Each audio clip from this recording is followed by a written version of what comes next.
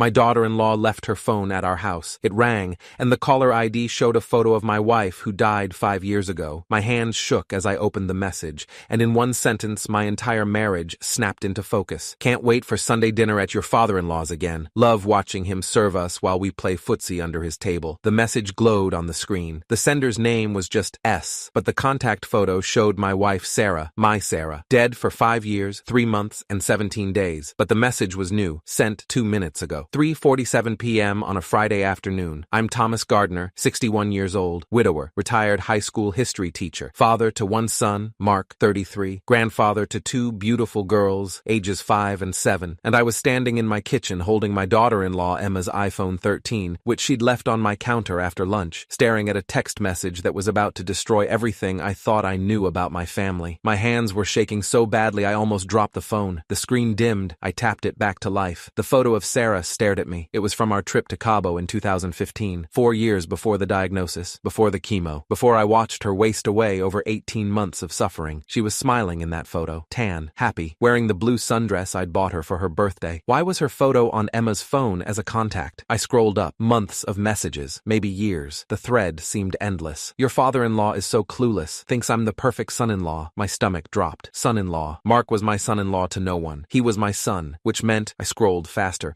My vision blurred. My breath came in short gasps. She suspects nothing. Your mom's too trusting. We're safe. The timestamp, June 2018. Sarah was alive then. Sick, but alive. We'd just started her second round of chemo. He's at the hospital again. Coast is clear. Bring wine. July 2018. I remembered that month. Sarah's oncologist had increased her treatments to twice weekly. I'd practically lived at Riverside Memorial Hospital, and someone had been in my house, bringing wine. I kept reading, kept scrolling. Each message was a knife twisting deeper. Your mom asked me today if I thought you were happy. I told her you'd never been better. Should have seen her face. So relieved. Meanwhile, I'm counting the hours until your dad leaves for his Wednesday hospital visits. Did you see how he teared up when I called Sarah the strongest woman I know? God, he eats this shit up. Makes it so easy. 3 more months, the doctor said. 3 more months of playing the devoted husband and then we're free. Well, you're free. I'm already free. He thinks I'm at book club. I grabbed the counter. The granite was cold under my palm. The kitchen spun. Emma had been having an affair during Sarah's illness in my house while I sat by my dying wife's bedside. But with who? I scrolled back further. Found it in a message from March 2017. Steve, I can't keep doing this. What if Thomas finds out? What if Sarah finds out? Steve, my brother Steve. The phone slipped from my hands, clattered on the tile floor. The screen didn't crack. I picked it up with numb fingers. My brother, my younger brother, 57 years old, married to Linda for 32 years. The man who'd stood next to me at Sarah's funeral and held me while I cried. The man who came to Sunday dinners every single week and sat at my table and ate my food and looked me in the eye. The man who'd been fucking my daughter-in-law for at least 7 years. I sat down hard in one of the kitchen chairs, the same chairs Sarah had picked out 12 years ago at that furniture store in Pasadena. The same table where we'd hosted every family holiday, every birthday, every Sunday dinner for the last decade. The messages were everywhere, hundreds of them, maybe thousands. I forced myself to keep reading, forced myself to see it all. April 2017. Your guest room bed is way more comfortable than mine. Maybe I should tell Linda we need to upgrade. May 2017. He asked me today to help him pick out flowers for Sarah's hospital room. I helped him choose sunflowers. Then I went to your house and fucked his brother. I'm going to hell. August 2017. She's getting worse. Doc says maybe 6 months now. I feel like a monster, but also, I keep thinking about after, about not having to hide. October 2017. Thomas cried at dinner tonight. Just broke down talking about how grateful he is for family. Steve, I can't do this anymore. This is too cruel. November 2017. Forget what I said last week. I'm in. We're in. Linda suspects nothing. Mark suspects nothing. Your dad is so buried in grief he can't see 2 feet in front of him. We're golden. Sarah died December 3rd, 2018. I remembered every second of that day. The way her breathing changed. The way her hand went cold in mine. The way Steve showed up at the hospital at 2 a.m. because I'd called him sobbing. He'd held me in the parking lot, let me collapse against him, driven me home because I couldn't see through the tears. And 5 days later, according to these messages, he was back in Emma's bed. December 8th, 2018. I know it's too soon, but I needed to see you. Thomas is barely functional. He won't notice. Meet me at the usual spot. I wanted to vomit, wanted to scream, wanted to put my fist through the wall. Instead, I took photos of everything. I'd been a history teacher for 34 years. I knew how to document evidence. I knew how to build a case. I knew how to be methodical even when everything inside me was screaming. I connected Emma's phone to my laptop, a MacBook Pro, password protected,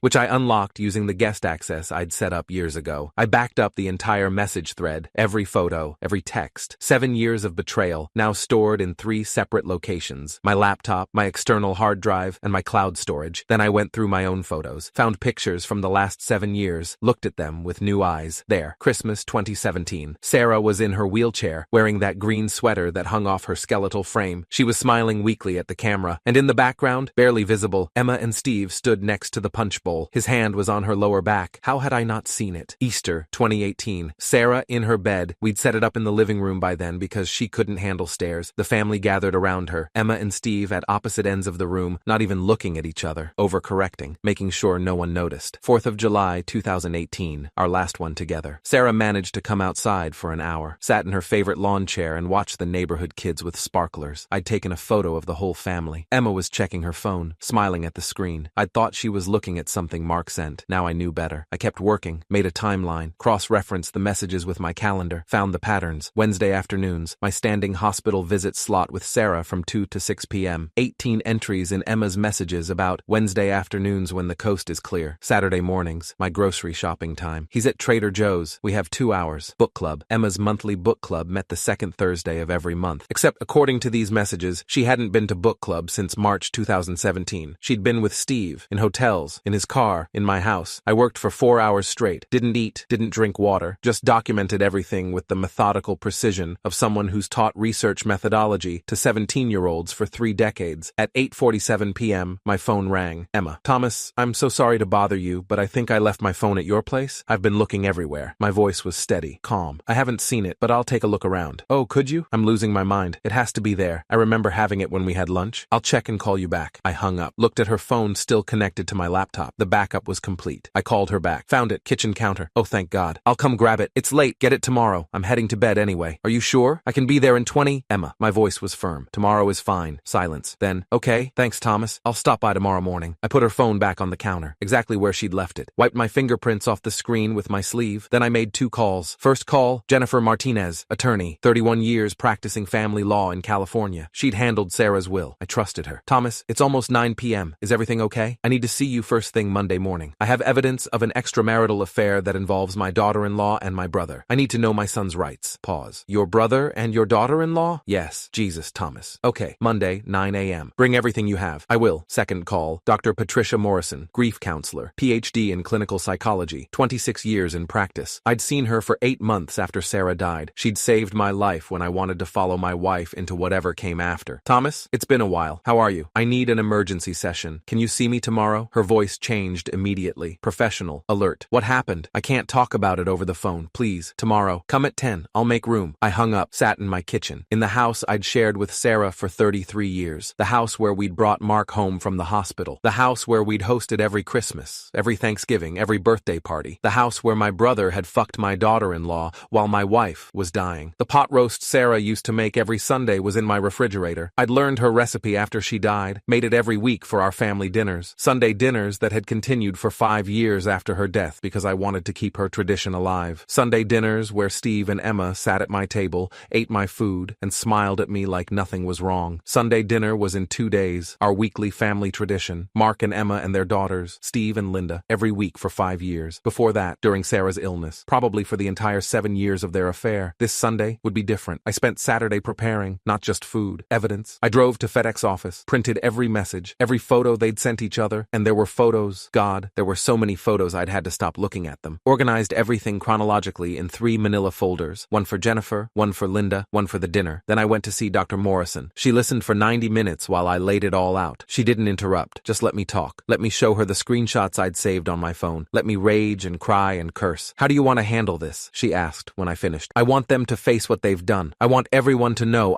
My voice broke. I want them to hurt like I'm hurting. That's valid. But Thomas, you need to think about Mark, about your granddaughters, about Linda. There are innocent people here. I know. That's why I'm talking to you first instead of just burning everything down. What's your plan? I told her. She listened, made suggestions, helped me think through consequences. This is going to destroy your family, she warned. It's already destroyed. I'm just making sure everyone knows it. I called Linda that night, Steve's wife of 32 years, mother to their 2 grown children, the woman who'd brought casseroles after Sarah died, who'd held my hand at the funeral. Linda, I need you to come to Sunday dinner early before everyone else arrives. I have something important to show you. Is everything okay? No, but I need you to see this before the others get there. Please, trust me. Of course, Thomas. What time? 2 p.m. Dinner's at 4. Sunday arrived. I cooked like normal. Pot roast, roasted vegetables. Sarah Sarah's recipe, the same meal I'd made 100 times since she died. Linda arrived at 2:03 p.m. She was wearing a blue cardigan and khaki pants. Her gray hair was pulled back in a bun. She looked exactly like what she was, a kind 60-year-old grandmother who taught elementary school and volunteered at the library. "Thomas, you're scaring me. What's going on?" I handed her the folder, the one marked Linda. "I need you to look at this before everyone arrives. I'm so sorry." She opened it. The first page was a printout of the contact photo, Sarah's smiling face with the name S underneath. "I don't understand. Why does Emma have Sarah's photo?" Then she saw the messages underneath. Her face went white, then red, then white again. She read in silence for 5 minutes, 10, 15. I stood by the window and watched her hands shake, watched tears start streaming down her face. "How long have you known?" she whispered. 2 days. 2 days, she laughed. It sounded broken. "I've suspected for years. Years, Thomas. But I told myself I was paranoid. Told myself Steve wouldn't do that. Not with Emma. Not during—" She choked. "Not while Sarah was dying." "You suspected?" "Little things. The way he looked at her. The way she'd leave right after he did. How he was always volunteering to help you with things at your house. I thought I was crazy. Thought grief was making me see things that weren't there. You weren't crazy. 32 years. Her voice was hollow. "We've been married 32 years. We have 2 children, 4 grandchildren. And he's been, for 7 years, he's been—" She couldn't finish. Just sat there crying. I wanted to comfort her, but didn't know how. We were both victims of the same betrayal. "What are you going to do?" she asked finally. "Everyone's coming at 4. I'm going to show them what I found. I'm giving you the choice to stay or leave." "I'm staying." Her voice was steel. "I'm staying, and I'm watching him squirm." Emma and Mark arrived at 3:47 p.m. My granddaughters burst through the door first, squealing about something that happened at school. Emma followed, carrying a pie. Mark had a bottle of wine. "Hey, Dad," Mark said, hugging me. "House smells amazing." "Sarah's recipe," I said, like always. Emma kissed my cheek. "Thanks for finding my phone yesterday. I'd lose my head if it wasn't attached." I smiled, said nothing. Steve arrived at 3:52 p.m., alone. "Linda's already here," I explained. "She came early to help." "Oh." He hugged me, slapped my back. "Good to see you, brother. How was your week?" "Educational," I said. We all sat down. The girls at the kids' table I'd set up in the living room. The adults at the dining room table. The same table where we'd eaten hundreds of meals together. Normal, small talk. Emma talked about her promotion at work. She was a marketing director now, making good money. Steve talked about his golf game. He'd shot an 87 last weekend. Mark talked about his daughter's school projects. I let them get comfortable, poured wine, served food, played the role I'd played for 5 years, the grieving widower grateful for his family's company. Then I stood up. "I want to make a toast," I said. Everyone raised their glasses. Even Linda. Her face was composed, calm. No one would guess she'd spent the last 2 hours crying in my guest room. "To family," I started. My voice was steady. "To the people we trust most in the world, the people who are supposed to have our backs." They smiled, clinked glasses. "To my late wife Sarah, who died believing she was surrounded by people who loved her." The smiles faded slightly. Emma shifted in her seat. "And to the 2 people at this table who were screwing each other in my guest room while she was dying in a hospital bed." The room went silent. Completely silent. Even the girls in the next room stopped talking. Emma's face went pale. Steve's fork clattered to his plate. "Dad, what are you—" Mark started. I threw the folder on the table. Photos scattered across the pot roast. Screenshots of messages, printouts of their texts. 7 years of evidence landing among the mashed potatoes and green beans. 7 years, I said. My voice was shaking now. 7 years of messages. Thousands of them. Every Wednesday while I sat with my dying wife. Every Saturday while I grocery shopped for this family. Every fucking Sunday while I cooked dinner and pretended everything was fine. Linda stood up, grabbed one of the photos, a particularly explicit one, Emma and Steve in a hotel room. She held it up with shaking hands. "This is you," she said to Steve, her voice breaking. With her.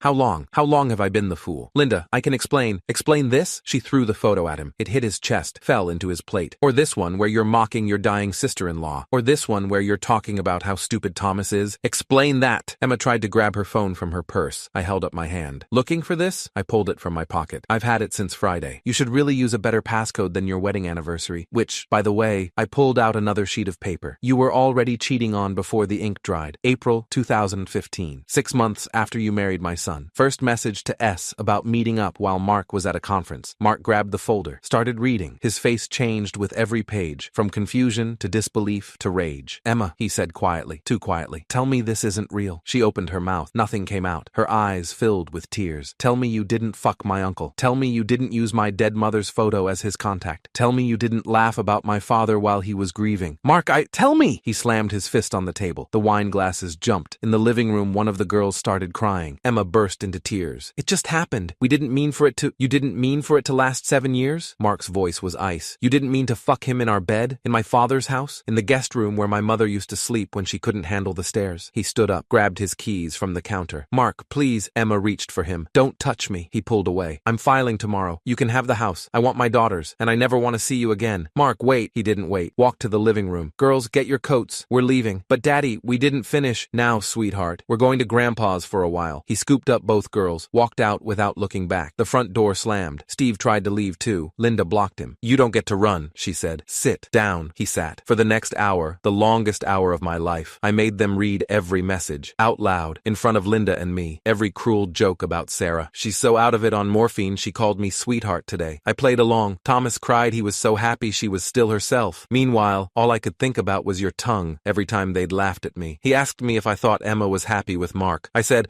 absolutely, they're perfect together. He smiled and said I was a good judge of character. I'm going to hell. Every detail of their affair in my home. Your guest room shower is incredible. You should tell Thomas to get one. Oh wait, you can't, because then he'd ask why you know about his shower. Every Wednesday, every Saturday, every Sunday they'd betrayed me while I grieved. Another Sunday dinner done. Another week of watching him serve us pot roast while I remember what we did in his house on Wednesday. This is so fucked up, but I can't stop. Emma cried the whole time, mascara running down her face in black streaks, begging, saying it meant nothing, saying she loved Mark, saying she was sorry. Steve stayed silent, just read in a monotone. His face was gray, hands shaking so badly he could barely hold the papers. When they finished, when they'd read every single message I'd marked, Linda stood up. I've already called my lawyer, she said. Janet Peterson, she's been my friend for 20 years, handles high-conflict divorces. She's going to love this. Linda's smile was terrifying. I'll have papers ready by Wednesday. I want the house, the cars, half your pension, and every single person we know is going to see these messages. Linda, please, I hope she was worth it. Linda grabbed her purse. 32 years, 2 children, 4 grandchildren. Our reputation in this community. Everything. I hope it was worth 7 years of fucking your brother's daughter-in-law. She walked out. Her heels clicked on my hardwood floor. The door closed with a soft click. Steve stood up. Thomas,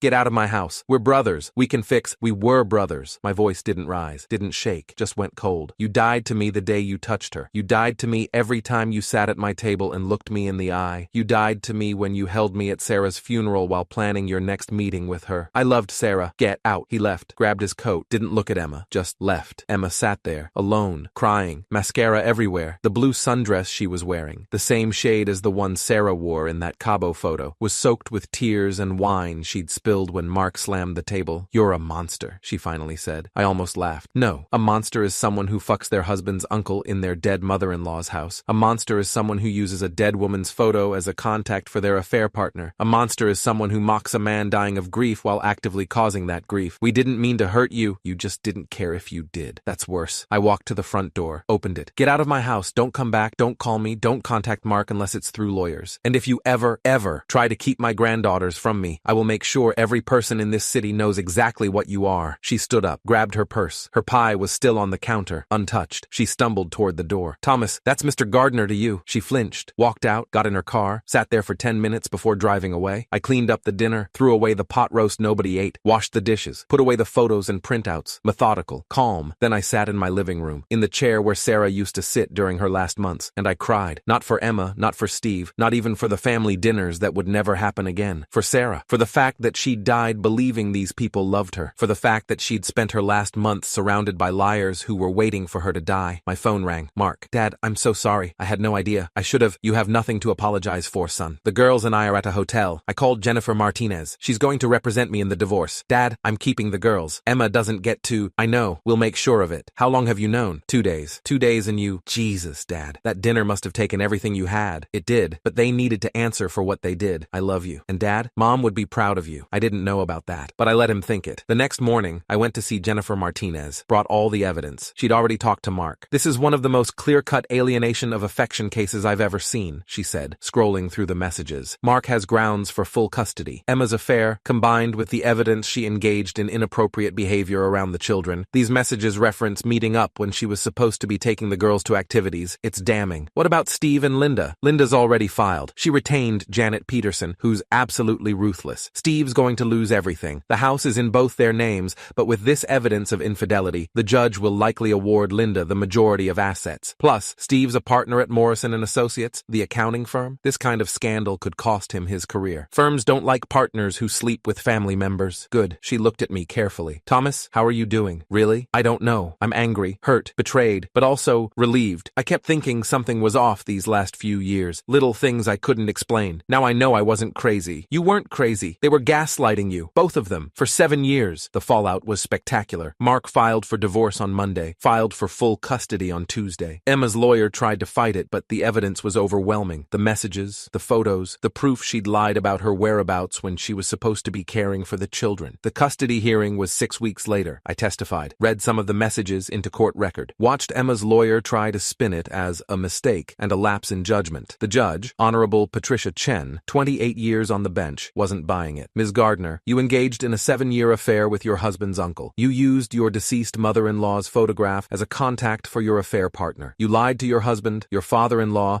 and by extension, your children about your whereabouts hundreds of times. This court finds that you lack the moral character and judgment necessary for primary custody. Mark got full custody. Emma got supervised visitation every other weekend. She'd have to see a therapist and prove she was addressing her issues before getting more time. Steve and Linda's divorce was even messier. Linda got the house, both cars, and 60% of his pension. She also got to keep all their mutual friends, who, when they heard about the affair, sided with her immediately. Steve lost his partnership at Morrison & Associates. The firm didn't fire him outright. Couldn't, legally, but they made it clear he should seek employment elsewhere. He resigned 3 weeks later. The community found out, because of course they did. Linda told her friends. Emma's lawyer made filings that were public record. And in a town of 50,000 people, secrets don't keep. Steve and Emma were toxic, pariahs. The people who'd been at church with them for years crossed the street to avoid them. The neighbors who'd known them for decades stopped waving. I didn't take pleasure in their suffering, just acknowledged it. Justice isn't always satisfying. Sometimes it's just consequences finally catching up. 6 months after that Sunday dinner, I was sitting in Dr. Morrison's office. "How are you doing?" she asked. "Better. Mark and the girls moved in with me. We're figuring out a new normal. And your relationship with Mark? Stronger than ever. He's angry. At Emma, at Steve, at himself for not seeing it. But we're working through it. He's in therapy too. Have you heard from Steve or Emma?" Emma texts sometimes, asking to see the girls more. I ignore them. Steve tried to call once. I blocked him. "Do you think you'll ever forgive them?" I thought about that. I don't know. Maybe someday. But I don't need to forgive them to move forward. I just need to let go of the anger. Are you there yet? Getting closer. I was too. Slowly. I'd started dating. Nothing serious, just coffee with a woman I'd met at the library named Carol. Retired librarian, widow. She'd lost her husband 4 years ago. We understood each other. The Sunday dinners continued. Just different. Mark, the girls, and me. Sometimes Carol joined us. Sometimes Linda came. She and I had become friends in shared grief. We'd both been betrayed by the same people. It bonded us. One Sunday, 7 months after the revelation, my granddaughter Sophia, she was 6 now, asked me, "Grandpa, why doesn't Mommy come to Sunday dinner anymore?" Mark tensed, looked at me. I nodded. "Because Mommy did something that hurt our family," I said carefully. "And sometimes when people hurt us, we need space from them to heal. Like when Ella pushed me on the playground and I didn't want to play with her anymore." Exactly like that. "Oh, okay." She went back to her pot roast, Sarah's recipe, the same one I'd made that last disastrous dinner. I'd thought about stopping, making something else, but I kept making it, because Sarah deserved to be remembered for more than the lies told around her deathbed. Last Sunday, I got a letter from Steve, handwritten. "Thomas, I know you probably won't read this. I wouldn't if I were you, but I need to try. I'm sorry. I know that's not enough. Nothing will ever be enough. What I did was unforgivable. I betrayed you, Sarah, Linda, Mark, everyone. I was selfish and cruel,